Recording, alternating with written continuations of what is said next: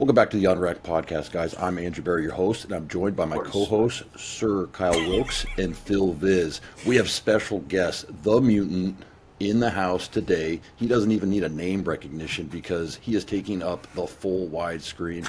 I'll tell you anyway, it is Nick Walker. Guys, I don't know about you guys, I'm really happy to have Nick on. He's always a fun time. Any other show I've ever been on with him before. Kyle, you're probably used to his banter at this point. Phil, you know him from back in the day. But Nick, how are you doing, buddy? I'm doing actually really well. You know, I'm just cruising along. You know what I mean? Cruising along. How many weeks out from the O are we? 13. 13 weeks. Cool. All right, so we got a lot of stuff we want to chat with you about today. I don't know exactly what direction we want to take it, but Phil, you had some ideas. Why don't you take off and get this thing started?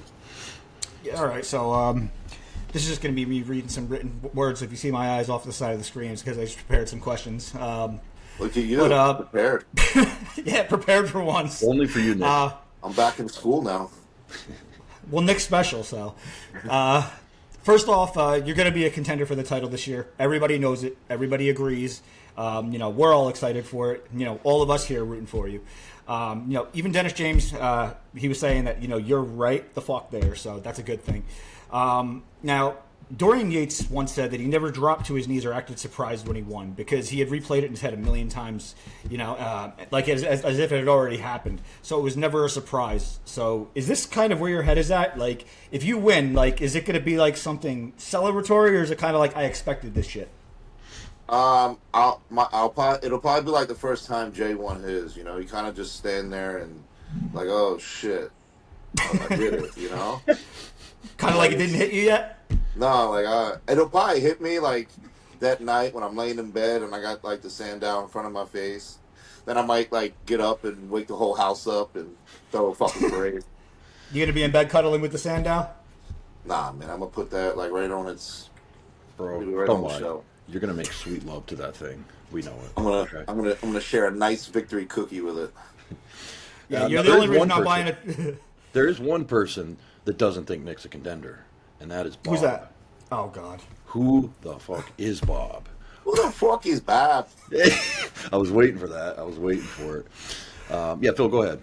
I think that Bob's just trying to be controversial. I think he's just trying to polarize people and say something crazy so that people pay attention to him and he can stay relevant. But I don't think he actually believes that if he knows anything about bodybuilding whatsoever, especially after what we saw in Pittsburgh and New York.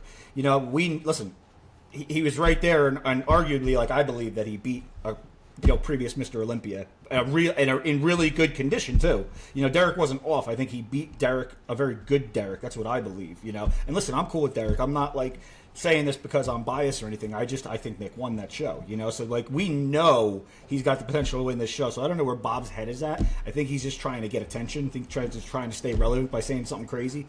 I honestly don't think he believes it. Do you? No. I don't know, man. Word on the street is that after prejudging, Bob went up to the bigwigs and said, "Yo, I will MC your shows till I die for free if you do not give this to Nick, because I've already talked so much smack about him." I mean, I have it on high authority. I got text messages showing it. I believe it. There was a manila envelope involved. But anyway. Well, I believe it. All right, so next question I have is, you've worked with a number of coaches in the past. You've done your own thing. What is the difference working with Kyle versus everything else that you've done in the past? I want to know what made this special. What made this really work so well? Kyle's very meticulous. Kyle's very detailed. He's also probably the only coach that made me pose in every lighting of the house and then outside as well to capture every lighting possible. And Kyle, I think he just explains everything. He sends voice notes. He lets you know why he's doing a change, what the change is. But what's cool about Kyle, maybe this is just our relationship, and I'm sure he's like this with everyone. If I have an idea or if I give him my feedback, he considers it. He takes it, he listens to it, and he tries to incorporate it and makes it with what he has in mind. And it's a mesh. Like, he's in control, but it's also a combination type of deal, and I think that's what makes him very successful. I like that. Kyle, there's a head coach, and then there's the assistant coach being you, and like he's taking your opinion and what you're seeing, what you're feeling, because Yeah. he knows you're not going to Well, pipe because in. that's why I said I don't know if it's just with me, but Kyle knows. I mean, I'm no slouch. I'm no pussy. I'm not like if I say something, it's because I it means something, you know. Yeah, yeah. Kyle, what when he's giving you feedback, if you did agree with something versus when you didn't agree with something, what would your approach be? I would say first and foremost, I don't think there's a lot that we would disagree on. Now, can we have two different approaches? Like there's 10 ways to skin a cat? Yes. And sometimes, though, not in this particular case, at least yet, though I think the outcome might be better doing something, the reality is if that person is at more ease, no stress in that pursuit, and I know it will still work, I'm not really opposed to doing it. Now, if I think something is like way off, right? You know, Nick is very good because he's advanced in terms of he doesn't say shit that he just reads. Like where sometimes people see something on social media, they see a competitor doing something and they're like, "Oh, I think we should do this." It's never like that, right? Obviously, I just want to make that very clear. So when he makes a suggestion, I try to say, okay, for a second, I'm not going to tell him to shut the fuck up. It's like, okay, you're telling me because you probably feel comfortable.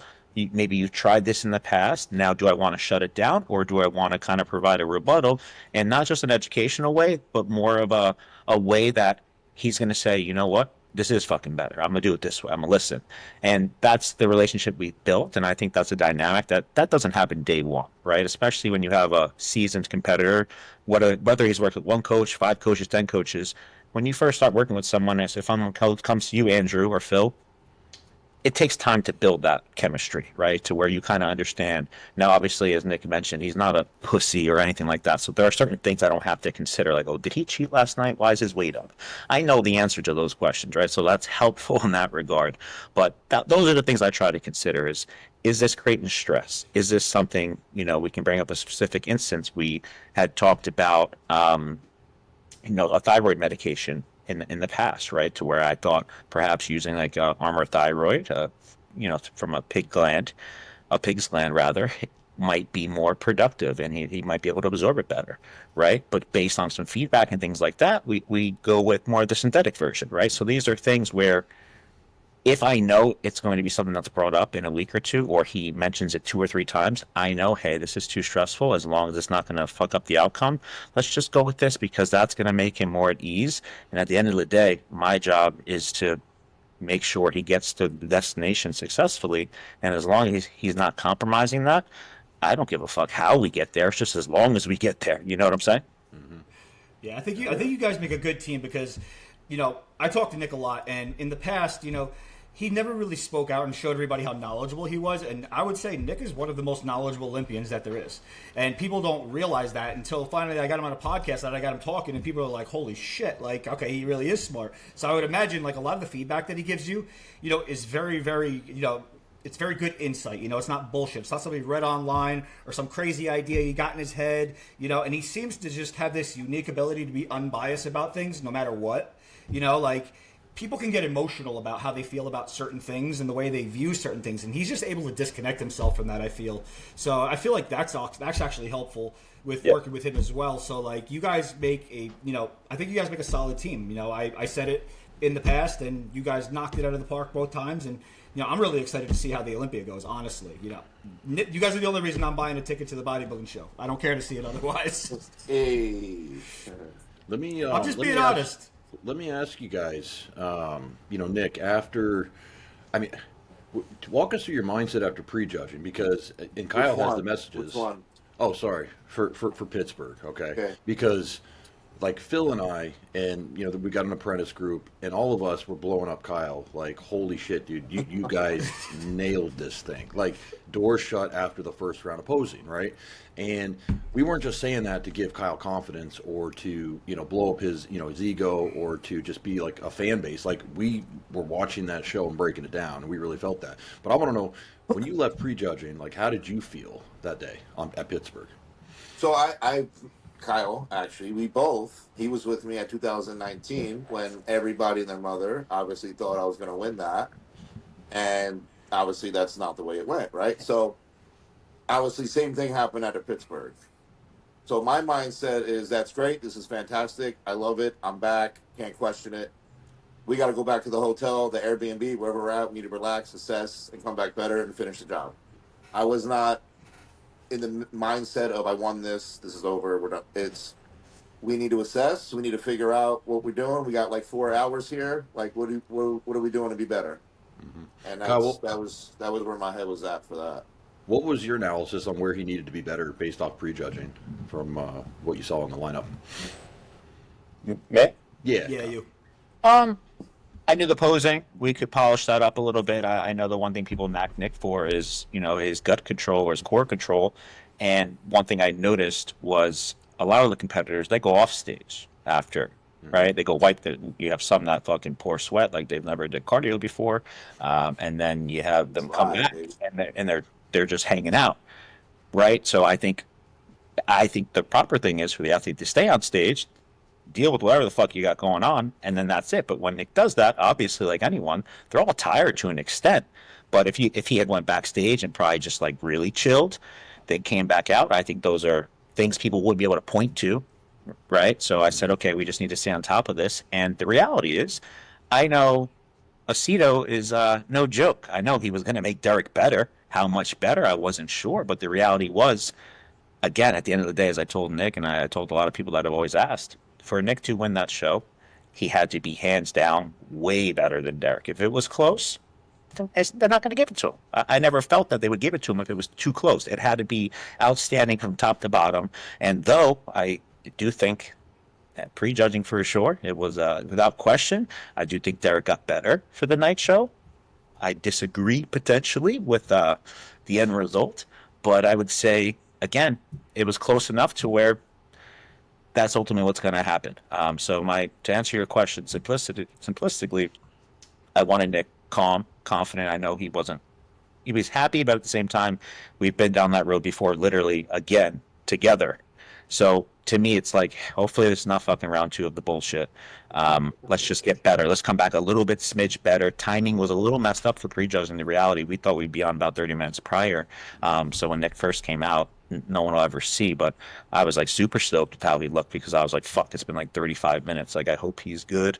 All things like that. And then I wanted to make sure he wasn't chewing gum or something like that, But I gave him something to chew. I told him to spit it out, but I don't think he did. You're talking about the prep gum, the peak gum? The peking gum. Oh, my God. Let me also ask you, Nick, because as a little bit deeper into that question, like walking off stage and then seeing like the pictures of yourself on stage for the first time after not being on a stage like that for a couple of years against other top guys, all the knock, hearing the shit from Bob, or just some people, oh, Nick's never going to come back the way he was. He's not going to be better. When you saw those first pictures of yourself, what went through your mind?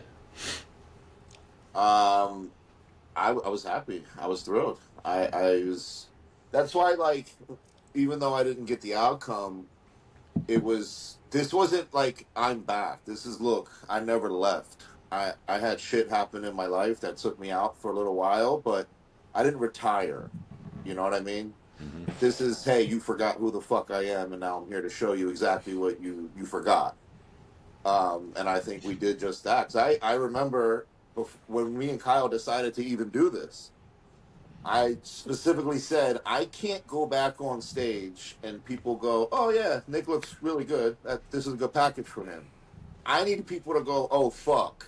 Like, this is not what we expected. And that's what happened. That's what the internet did for sure. The internet blew up that day. It was going wild, and then it actually blew up after the show because apparently nobody agreed with the decision except the judges. But listen, we know how that is. Sometimes like you said, you've been out 2 years. Derek has been in the mix for 2 years while you've been out. So you got to knock out the champ to beat the champ, right? And it was like, I guess it's one of those situations. I don't know what the judges were thinking. I'm sure they have their reasons or beliefs or whatever it may be, but that's not the one that's going to matter. The one that's going to matter is the one in 13 weeks, and that's the one that you guys are really gunning for. So, I actually had another question that I wanted to... Before you jump into something, I want to also walk through from the Pittsburgh to the New York, right? I want to know, specifically from Kyle, like what changes did you feel like needed to be made, and what did you make, I think we talked briefly in messages and stuff, but why don't you break it down for the listeners, what was going through your mind for how to get him better for 6-7 days later? simply put, I didn't know how much better he could get. I was like, damn, I did a pretty good job here. And this shit looks. I would have said the same thing, bro. But jokes aside, Listen, we agree. Mentally, I knew he's strong. Yeah, he's stronger than anyone mentally. I think that's what makes him a very good competitor, to say the least. But obviously, when you come up short of something that you feel that you deserve to win, sometimes that could fuck with you a little bit. So at first, as Nick will probably share, he didn't want to do New York. He's like, fuck this, like I'm not doing it. Like if that's any part of the reason why I could have lost, I'm not doing it, and then they're going to learn. But the reality is, it's a game to a degree, but you have to do what's best. And if we waited to do, I think it was Cal Pro was after, or Dubai, shit like that, we're just prolonging the inevitable. We know he's going to qualify. We know he belongs there. He just tied, so to speak, the best bodybuilder in the world. So obviously he's going to be competing at the Olympia. Let's just get this shit out of the way. So I just wanted to make sure he was able to kind of get back into the mindset of, okay, I need to do this again in 7 days. I didn't know if Martin would show up, if Martin is polished. Martin's a good competitor. So I wasn't positive at the end of the day who could be showing up. It was just a matter of I need Nick to look maybe this and 1% better, and I'll be happy with it. But I didn't think, knowing that Derek wasn't doing it, I knew Nick could lose, so to speak, if he showed up the same that following week.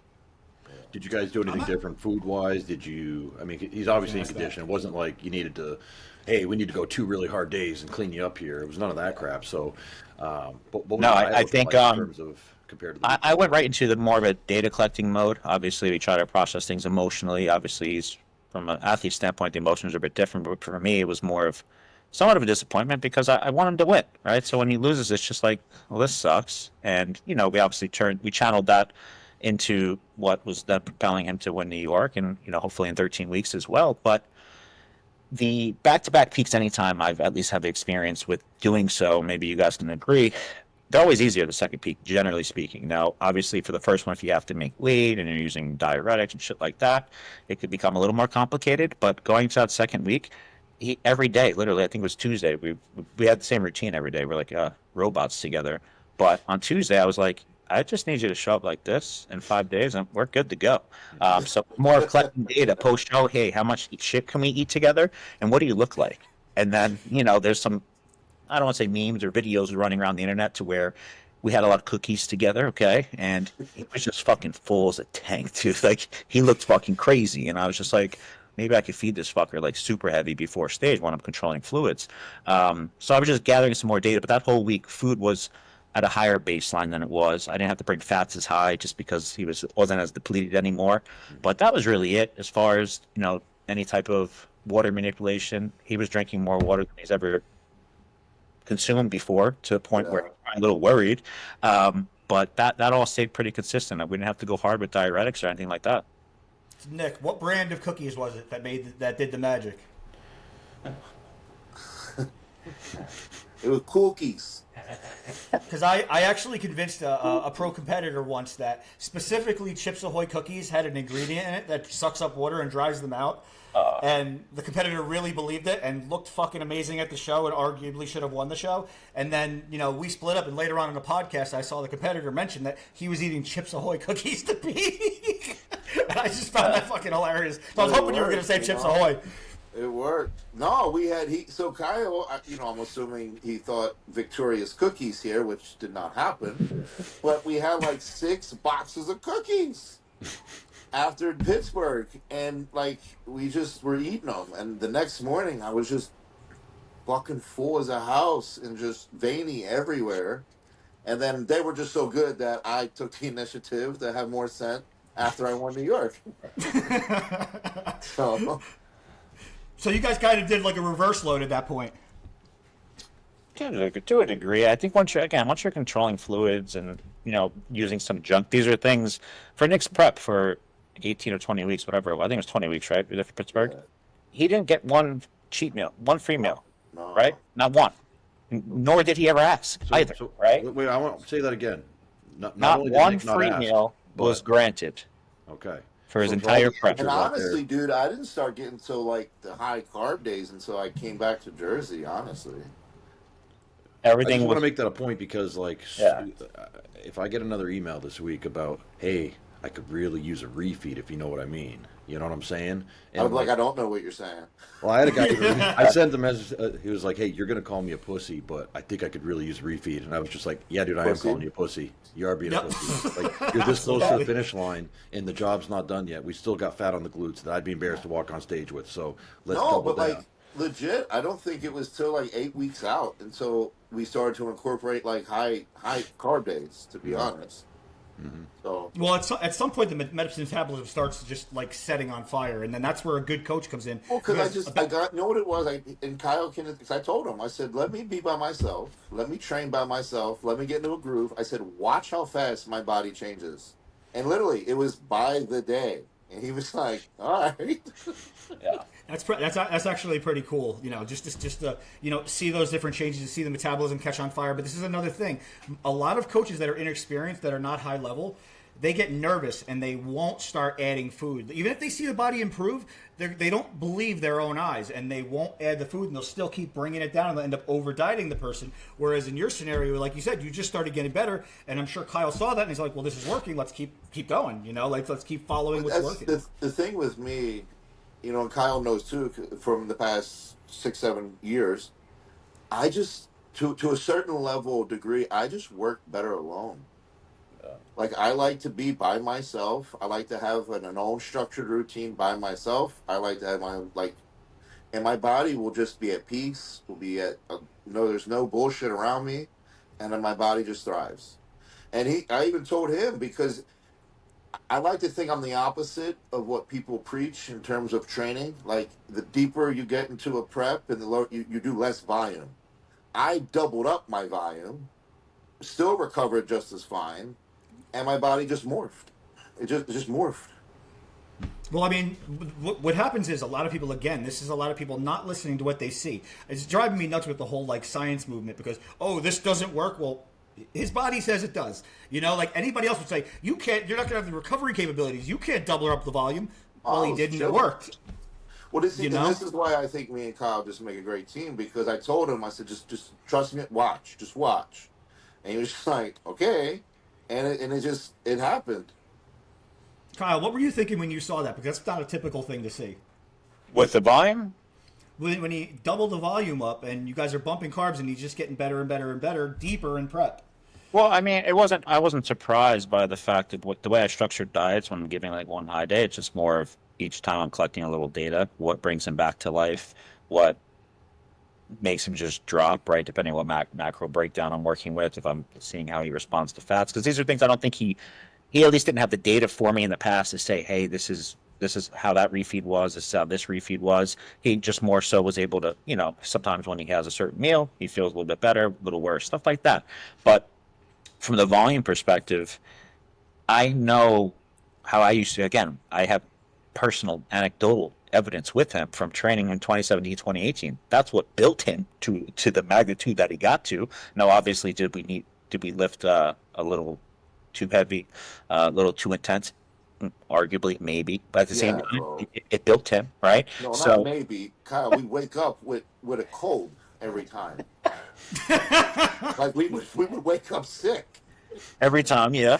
So I guess what I'm getting at is I know he can handle higher volume, and as long as he's recovering, he knows what to look for. That's all that matters. Now, if he was doing, again, he wasn't doing 40 sets, but if someone does that, and then they're waking up 2 or 3 pounds heavier in it, they didn't have extra food, that's clear signs of, okay, some stress and inflammation going on. If you keep doing that, obviously you're not going to go in the right direction, and that wasn't the case with him. So had he started going in a worse direction, I would be concerned, but he was just getting better, he was looking fuller, and also he was happy. He was enjoying training. It wasn't fucking boring. So that's the main thing that at least I look for, and when someone's enjoying the process, especially when you get to the daunting days of prep, under 6 out, I think that's a great thing. Nick, did you feel like you were enjoying it? I felt like I enjoyed this prep more than probably any other prep. So there was no nerves? I didn't really have any. No, to be honest, and I think anyone would agree this would probably be the show you should have the most nerves. Yeah. But I think it was just because I didn't give a shit. I really had nothing to lose, in my opinion. Like this was either going to make me or break me, so I'm like, fuck it. Like I don't want to think about it. And like I said, I came home. It was it was a whole different approach to everything I was used to in the past. And as stressful as it was in the beginning, because again, Kyle was completely opposite. So I was just like, dude, what the fuck are we doing here, bro? Like, this is like, and he'd be like, just trust the process. I'm like, well, this process is moving a little slow, champ. Like, I'm not. And he'd be like, he's like, I prompt. I'm like, okay. There was even a point where I remember he texted me because I texted him and I'm like, all right, we're moving now. And he replies and he goes, did you doubt me at all? And I'm like, well, yeah, I did actually a little bit. But, it's just because I'm not used to the things that he did. But now, we're on the same page. We communicate. Like the other day or yesterday, I sent him like a 5-minute voice note of feedbacks of everything I felt, what I think we should start to implement, what I think we should change a little bit. And he agreed with like 90% of it. So when you're on the same page with a lot of things, and I also took it with what I'm feeling, but also what we did in previous preps. And I'm like, okay, let's maybe boost it just a little bit faster for the Olympia, so that way there's just nothing to worry about. And he agreed. We all were all on the same page, and that's another reason why I think we make a great team. But yeah, if you remember, what was one thing you guys differed on that Kyle was like, nah, overruled? I don't want to say it on here. You know what I mean? Gotcha, understood. So then let's go a different direction. Because I know people are probably listening. They're like, okay, what does Nick's training volume look like in the first half of prep, and then when he cranked the volume up, what did that look like? So walk us through like a typical chest day, pre and then post. So I think it was just like, it would be like what, 6 sets for chest, right? Yeah, it was pretty low volume. Yeah. And I just said, you know what, fuck it. And by the time we were doing chest twice a week, by the end, I was between the 2 sessions, I was probably doing a total of 30 sets, Okay. probably 15 a session. That's I considerable. think that's He actually went fairly from- normal.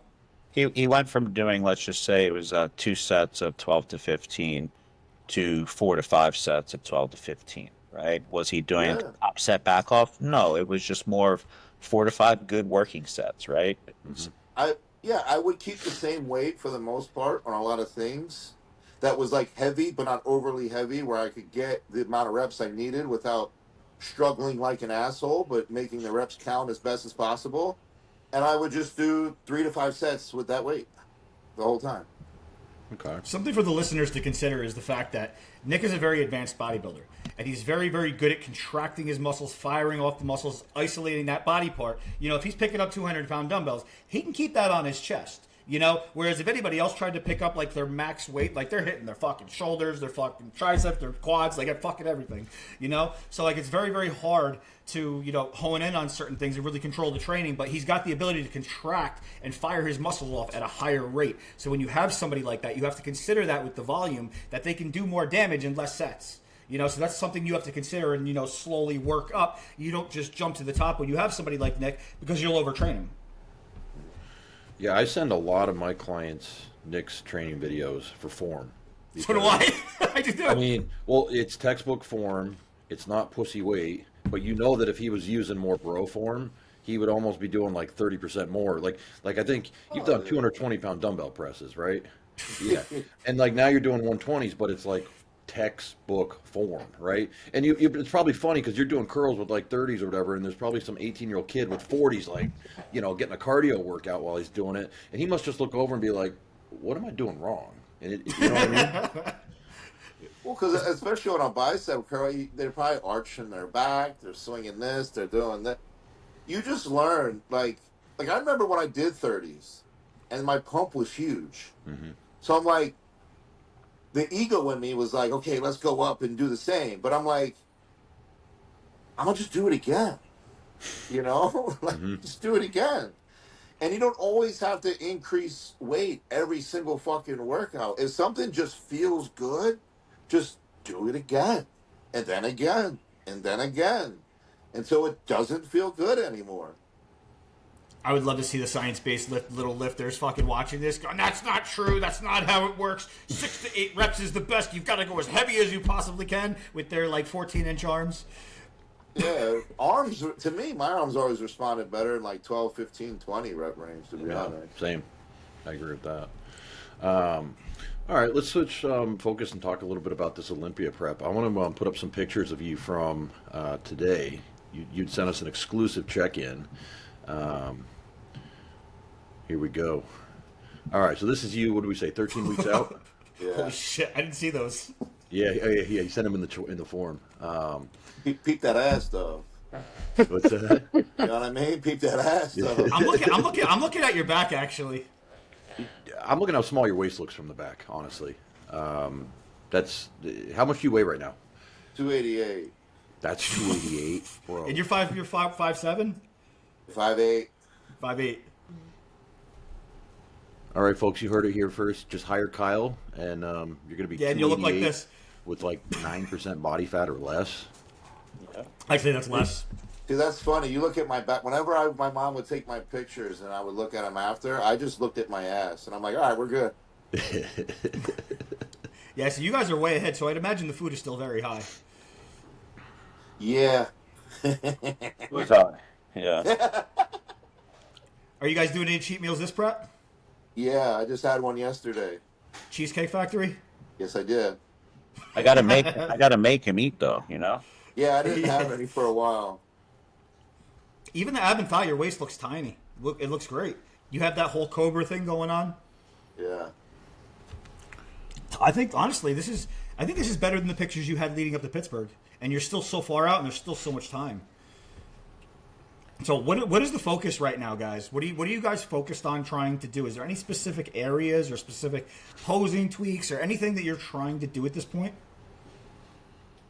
Yeah, I mean, areas, that I always thought could be improved is his chest. You can see he's actually definitely fuller looking than you compare him to Pittsburgh pictures. He's definitely starting to add some girth there, which is, feedback we got and implement essentially. That in his quads, right? The bigger, the better his quads can be. Those are, I would say, his 2 areas of improvement. I think his back has continued to come up, so it's not like that's an area to be concerned about. And then the main thing is, in this, Nick's reverse was phenomenal. We slowly brought food up, which we can talk about the reverse process in a second. But the main thing was ensuring that the body fat didn't get out of hand. There's no reason to get the body fat to where we had started for Pittsburgh because, again, we had a short window and for Pittsburgh. We were actually primarily before that, Nick had wanted to jump into the Arnold, and that's when I was just pumped the brakes a little bit because I don't know dick about you in terms of working with you right now. So, let's give me some time to rebuild what we have to rebuild. And then, so yes, did body fat get a little bit higher, obviously, before Pittsburgh? Yes, but it was all part of the game. He got up to over, I think, 306, 307, I think we got to. Nah, bro, I was like 308, 309, brother. He was high, Short-changing him 2 pounds.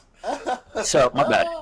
So we got pretty high, and then we started to bring it down. And then I think Nick, Andrew, if you go on Nick's page, he posted pictures the other day from, I think the same comparison is about 14 out versus 14, something like that.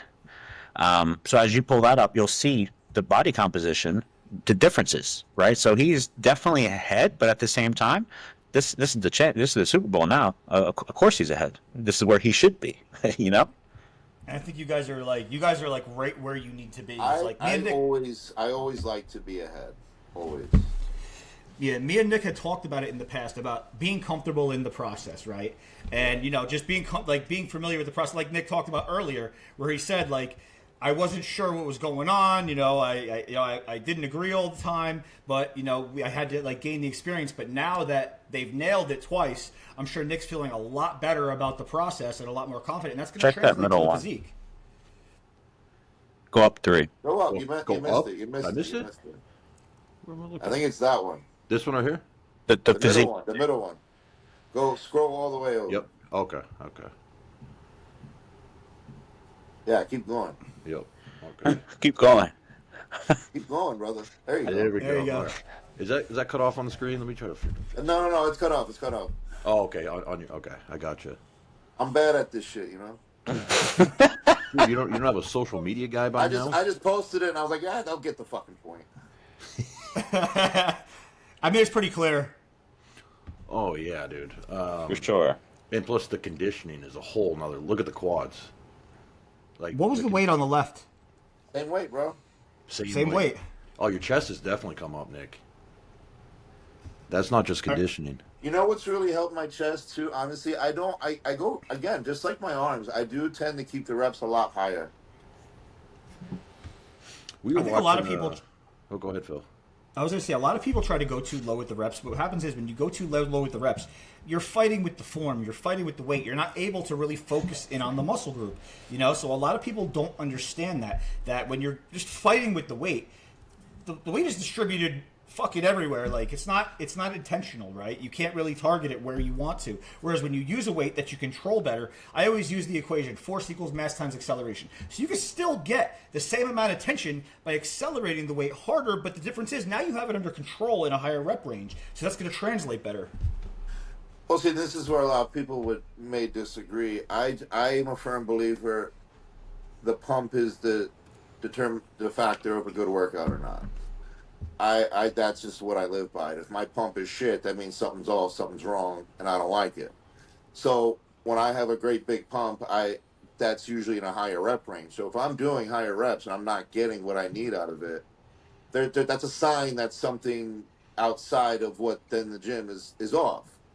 So even with legs, I go higher reps. Pretty much any body part, I don't do anything less than 10 really. This is something we've actually lost in like our current culture, that bodybuilders used to always pay attention to their body. What's been working? What do I feel? What do I see? And they follow that. But then we got into all this science crap. And listen, I'm the first guy, I love science, but you can't always listen to a fucking piece of paper. You know what I'm saying? If you see something working, I don't care what the goddamn science says. The science is obviously missing something because look before your eyes, it's fucking working. So I think there's something to be said about paying attention to what's going on, watching what's going on with your body, and knowing how you respond. Because like I said, all these little science-based lifters, they'd sit there and tell you the pump is never a reflection of how science says. Like, yeah, okay, what do you look like? Tell that to Jay Cutler. Exactly. Do you guys think that the science-based, like the kids that are making these videos and like breaking down professional bodybuilders training and trying to like poke holes in their routines and stuff, when these guys outweigh them with 100 pounds of solid muscle, do you think it's these kids actually like bodybuilding, or do you think they're just I think some of them do. They found an avenue for attention in a way? No, yes and no. I think there's some that actually are so like science. They think, but they enjoy the process and they love to learn and be so sciencey. But I also do think there's some that just obviously, like you said, look for attention. But I just think, and this is no disrespect because I'm friends with a lot of the science, based people. But name one guy at the top that's science based. That's true. I mean, it brings up another point of like, no, it's not. It's no, but it's just one of those things where it's like you can be science based. I don't give a fuck, bro. But like, understand that there's just like they preach, like you could get better trying this way. Maybe less science based could get you better that way. You know what I mean? Like maybe why don't you try the reverse effect, and you might get better. yeah, I always say I'm not going to a broke financial advisor. I'm just not. I was going to point out there's so much variation in training, right? Because Serge Dubray, I think it was doing like 40 sets of body part, like 5 workouts a week, right? His back workout had like 60 sets. He never went over 225 for chest, and look at his chest. Okay, but then Dorian Yates, a total of like 4 working sets. My point is there's so much variation, and I think the take home here is find a training style that works for you both psychologically and physically. Something you can recover from, something that keeps you mentally and physically engaged, and something that you enjoy doing. Because that's I'm glad you said that. I think the last one's the biggest thing here. You have to enjoy it. Yep. You know what I mean? Because we can sit here and say, oh, well, the way you train, it may not produce optimum results. If you're enjoying it, 9 times out of 10, it's going to produce optimum results because you're fucking enjoying it. Yeah. Sure, could we tweak form a little bit? Sure. But if you're just having fun and it's working, let it go. Just have fun, brother. You know what I mean? People Don't want to overthink get too it. technical. And it's like cardio. Like, everyone was like, "Oh, make sure you track your heart rate and make sure." Fuck you, dude. I'm gonna go until I'm sweating my balls off and I'm dying. I'm not gonna be like, "Oh, I'm at 160. I gotta hold it here. Let me slow it." No, I'm gonna fucking go. I treat cardio the way I treat training. I'm gonna fucking go until I can't go no more. And that's what makes champions. Not oh shit, I'm at the limit. No, fuck that. Get it out of here. You're gonna give all these science kids high blood pressure watching this. Yeah, and look who's the champ and who's not. You know what I mean? Like, Exactly. Get the fuck out of here. 100%. Kyle, I'll never forget. I was actually nervous to go stay at his house because I always do a little more than what I'm supposed to do. So Kyle had me doing like 50 minutes of cardio. And the moment he did that, I said, fuck 50, dog. I'm doing an hour, bro. Just round it And up. I would be on the treadmill. And then when I finally went to his house, I'm like, oh, man, you don't know I'm doing an hour.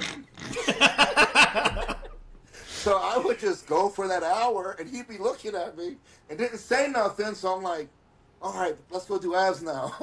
Did you catch? Kyle? Did you catch it? I mean, I knew the time because I was doing cardio with him, right? So He was it's like testing me. I'm looking at the fucking clock, and I'm just like, "What the fuck's he doing?" Right?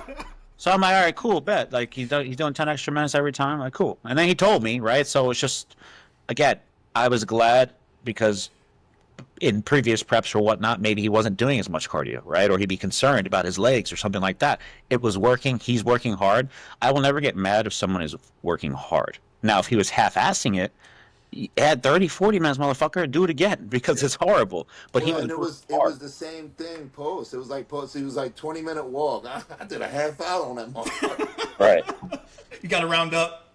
I like that. Like people would probably get mad, like, oh, you're missing Jericho. No. So I don't listen. I'm just a big believer. Do more. Just do more. Dude, go the extra Because mile. it's not going to hurt you. Because what do? You pull back, right? I'd rather be ahead than say Kyle come to me and said, look, bro, like we got to do a little more now. You tell me 50, I'm doing an hour. You tell me 20, I'm doing 30. Because it's not going to hurt you. The only thing that can happen is it's like, oh, let's pull it back now. You know what I mean? And with the way I do it, it's everything was just flowing, dude. Like everything flowed.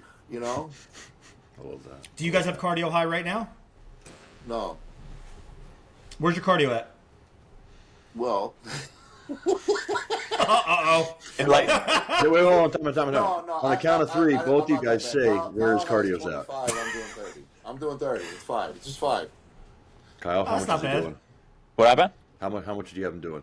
25. He's supposed to be 25. He's doing 30. But I Yeah, saw okay. on his stories. Again, people watch stories sometimes because they care about other things. I look at his story, I'm like, what movie? I don't give a fuck what movie he's watching. How much time spent on the treadmill, right? What's the setting from the treadmill? I do that too. So that's what I'm curious to know, right? Because I'm like, okay, this is where we're at. But yeah, that's, it's not unexpected. That's the main thing, right? Because I had the opportunity. I've gone on the girlfriend or wife's page and like seen a burger across the table, and Yeah. like I recognize the shirt from the workout. Like, Oh yeah, dude, I screenshot those and I save them. So if Uh-oh. anyone ever Do complains, do we have a story we're out here? of shape. Let's hear it. No. We ain't going there. No, we can't go there. Let's just say there's been instances that we've Quite a few. enough to break it off. Okay, it's done. It's gone. Not my issue. Oh boy, that's hilarious. All right, so we talked about this upcoming prep for the Mr. Olympia title. 13 weeks out, working on your chest, working on your quads. What else are you doing? You're up in New Jersey again. You're living with mom and dad. Tell us a little bit about Sounds that. so bad. No. No. But I was going to build it up because it seems like you thrive in that environment. And I've met your parents, and they're great people. No, dude, it's They're funny. 'Cause supportive. my mom was like, She's your biggest she's fan. like, yeah, I figured, after your house sells, probably after Olympia, you'll look for a place or something. I'm like, you know what? I might just fucking stay here. Why And not? if I want to get away, I got a house in Vegas. I'll just go to Vegas for a few weeks and come right back. Does she make you do your laundry? Hell no. There you go. I wouldn't leave either. Yeah, can I move That's in? why I'm like, I'm getting royal treatment in this bitch. I ain't going nowhere. Well, it just You got seems another like room? the system works for you guys, right? And I'm sure your parents love having you around, too. I mean, really? It depends on the day, Do you have like a side of the fridge that's like all yours? Yeah, well, no, it's all mine now. The whole thing. There's a lot of mega fit in that bitch. That's wild. But no, they love it. Like my mom loves getting up early, taking my pictures. She comes with me to the gym now and does cardio with me in the morning. So She's your biggest fan. She is. No, she is. I mean, For not many sure. people get that relationship with their parents in terms of bodybuilding aspect. You know what I mean? Like she's Yeah. part of the team. She's part of the team. She's very, very, and Kyle can attest, very invested. Very. Very. Shout out to Mrs. Walker. Does she like look through Kyle's program and say like, I don't like this? Yeah. No, I don't show her all that shit. That's no. Hey, you could share the story about prior to Pittsburgh. Oh. So like, I thought I looked good. You know, obviously Kyle. Everyone that was there thought I looked good, and I like to keep my mom, up to date. So I guess what was it, the night before, right? Yeah. I sent her pictures, and I actually remember her saying it looked good. So I'm like, cool, whatever. So then, the morning comes, we take pictures. I send her some, whatever, and then the whole show happens. It wasn't until after the show. We're sitting at Cheesecake Factory, and she looks at Kyle, and she goes, "I wasn't gonna say anything, but Nick did not look good the night before the show." Wow. He's like, "Those pictures you sent me, I was up all night stressing." And me and Kyle both looked at each other and was like, "I'm not sending her any more pictures." Wow. Hey, listen, she held it. She held it. I know. She's a trooper. If she would have texted me or him and said that, I would have 100% stressed the fuck out. Yeah. Wow. What did Man, she I think couldn't was off? imagine that. She thought you're holding water or something? I just think it was the lighting, possibly. Yeah. That we were in. It wasn't the best lighting, to be honest. It wasn't. Yeah. But Well, you mentioned also Kyle wanted you to send pictures and like 6 different sets of lighting. yeah, we had this lighting, and then he made me. Then he had Danilo turn off some lighting to shine Yep. this part of the lighting, Yep. and then we went outside to do pictures. We had like 3 different type of color grade pictures. Yeah, nice. I like doing that too. I mean, I want to see that you're 360 in shape from all sides. Oh, yeah. all angles, Yeah. You know what I mean? Some body parts show better in certain light than others, so you want to see everything. Well, plus, when an athlete's in shape when it's like shitty lighting, when you can see the detail, you're like, oh, we're gonna nail this. Like under the lights, they're gonna look amazing. So, Oh, for sure. Yeah, that's awesome. How good is your mom at assessing your pictures now? She's very good. So like, she's an eye that you trust. I would say, like, if I'm gonna rate her now, I say she's like a 9.2. That's pretty good. So she's better than That's Olympia better than most judges, coaches. then.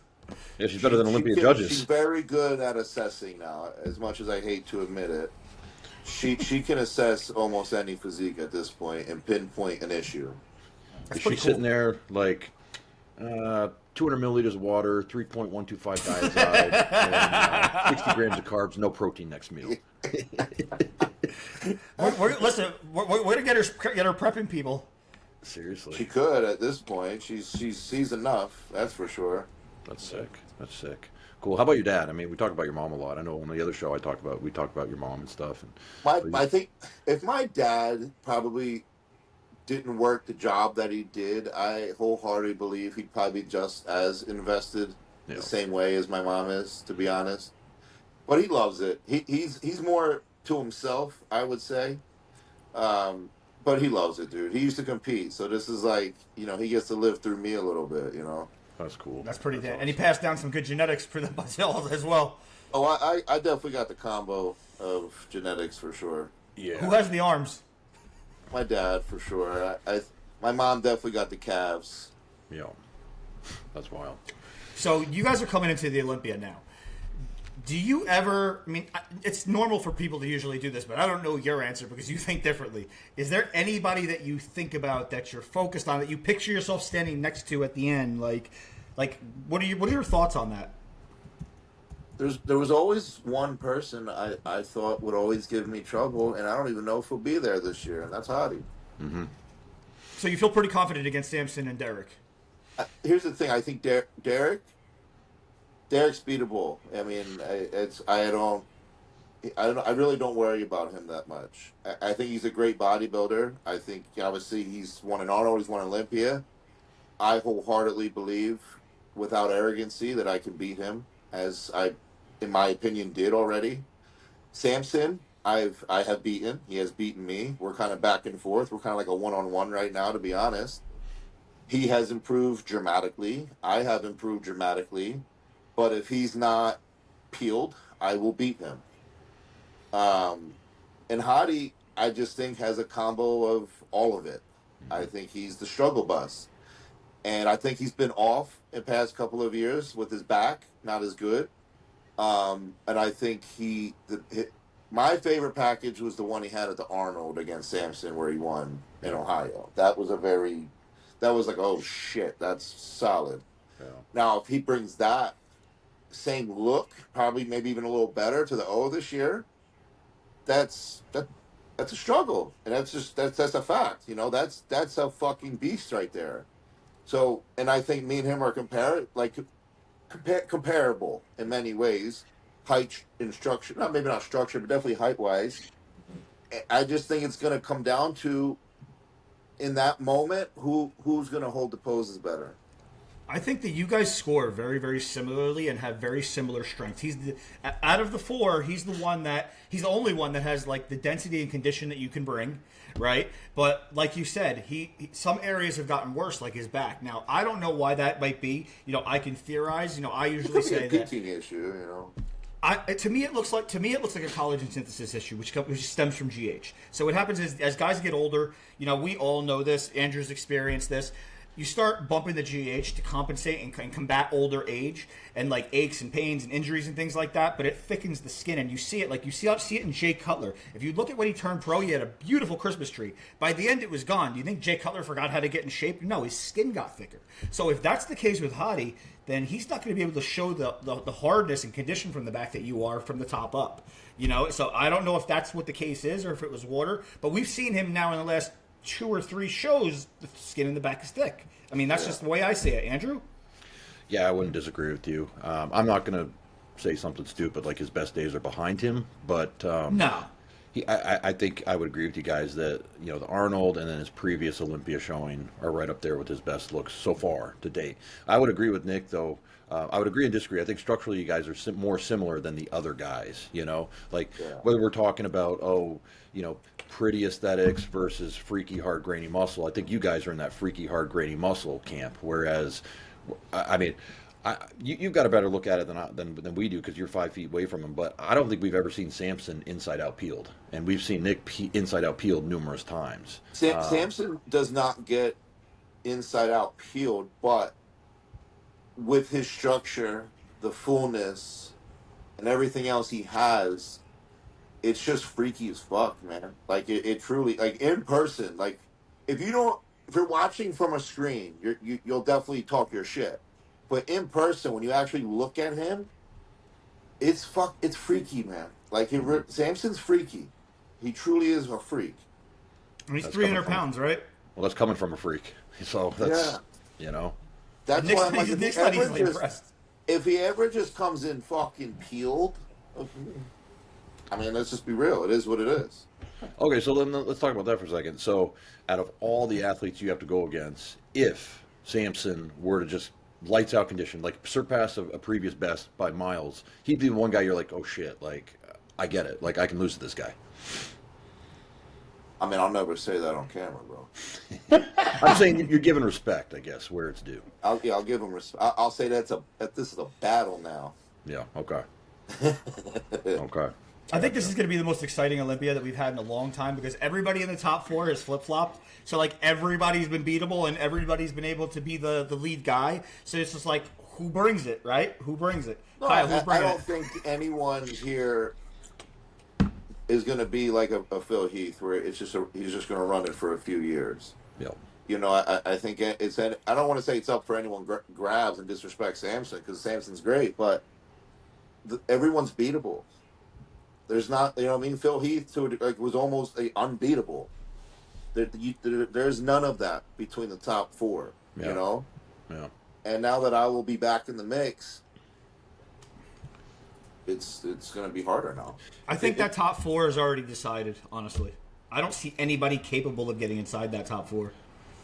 Yeah, I mean, it means also that the coaches matter a lot more in this instance. Yeah, no pressure, that it does. That it does. And with that being said, though, I want to ask Kyle. No Like, Kyle, pressure. where's your mindset, buddy? Like, how you feeling? Like, are you excited for this challenge? Are you, you know what I mean? Like, let us know where your head's at 13 weeks out. I mean, I said it going to the last show.